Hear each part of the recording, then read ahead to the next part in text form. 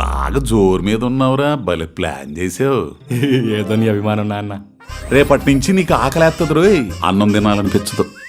పడుకుంటావు, నిద్రొట్టు, కోపం వస్తుంది, ఎవరి మీద చూపించాలో అర్థం కాదు. నాకేమైనా తప్పు చేసిందా? అంతకంటే ప్రమాదం పెళ్ళయింది.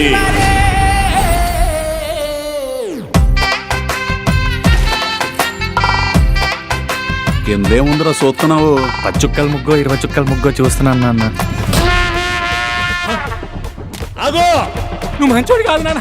నువ్వు వేసే యాసాలని నాకు తెలియదు అనుకున్నావేమో.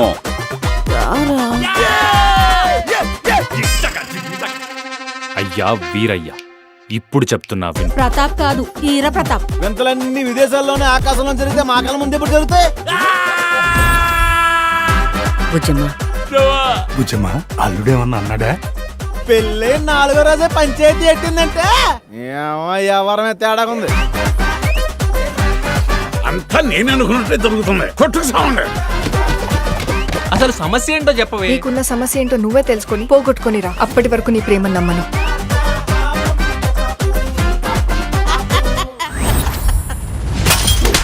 వెళ్తున్నా ప్రతాప్.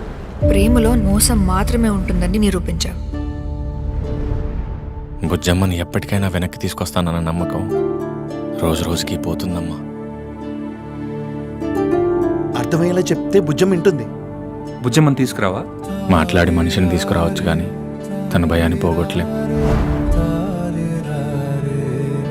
నాది ప్రేమే కదరా. వీళ్ళందరూ బాగుండాలంటే నేను బాగోకపోయినా పర్లేదు సార్. ఈడేం చేయకపోతే అదెందుకు పోద్ది? జనం నా కొడుకు గురించి రకరకాలుగా అనుకుంటున్నారు. ఒక అమ్మాయి ఇల్లు వదిలి వెళ్ళిపోయిందంటే అబ్బాయి ఏం చేశాడని అడుగుతారు కానీ ఆ అబ్బాయికి ఏం జరిగిందని ఎవరు అడగరా.